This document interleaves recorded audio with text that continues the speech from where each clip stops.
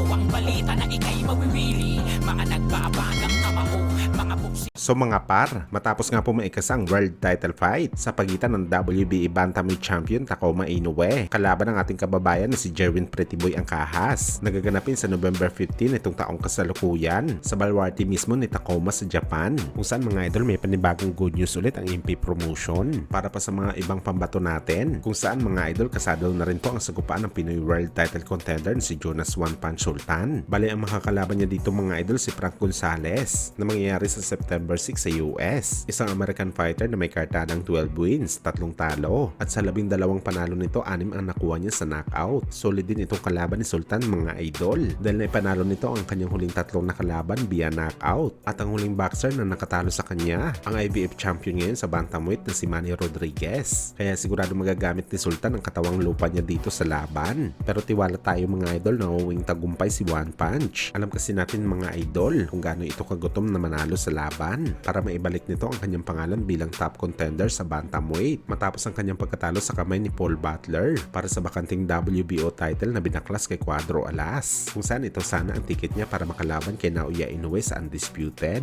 Kaya sa ngayon may chance ulit si Sultan mga idol na i-regain ang kanyang sarili para sa pinapangarap nito na maging world champion sa boxing sports.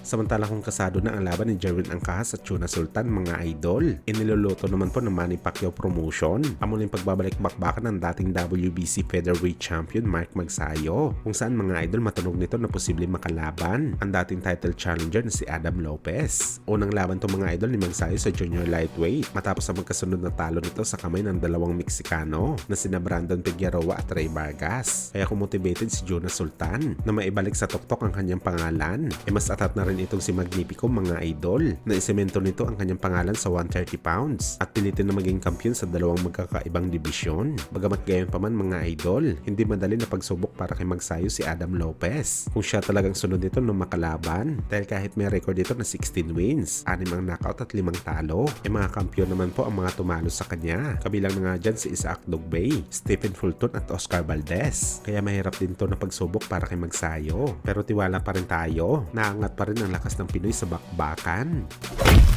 Sa kabilang banda naman mga idol, legendary boxer na si Sugar Shane Mosley, sinabing hindi daw siya nagulat sa lakas ni Saul Canelo Alvarez sa kanilang bakbakan, kung saan hindi niya daw masyado ramdam ang lakas ni Canelo, salungat sa mga sinasabi ng iba mga idol na sobrang lakas nito sa laban. Para pa nga sa tiyanta ni Mosley mga idol, walang pagkakaiba daw ang lakas ni Canelo kay Mayweather Jr. Magkasing lakas lang daw ang suntok nila na tumatama kay Mosley. Si Canelo daw kasi mga idol mabagal ang suntok, kaya bago pa daw ito makatama, nasa defensive stance na si Mosley, kaya hindi nito masyadong naramdaman ang lakas ng Meksikano. Lahat naman siguro mga idol na nakalaban ni Mosley, sinasabihan niya na mahina ang suntok. Pati pa nga mga idol si Pacman, ganito rin ang reaksyon niya sa lakas ng Pinoy, mahina lang daw. Pero ang pinagkaiba lang daw sa mga suntok ni Pacman sa mga nakalaban nito, sobrang weirdo daw mga idol. Mahina pero magulat ka na lang daw mga idol, nahihilo ka na sa ibabaw ng lona, lalo na yung pinabagsak ito ng Pinoy. Akala ni Mosley okay lang daw, nagulat ito nang hindi niya nakita ang suntok ni Pacman, pero parang ayaw na daw nito tumayo sa oras na yon dahil hindi niya na maintindihan ang pagkahilo nito sa mga suntok ni Boss Manny na hindi naman daw kalakasan.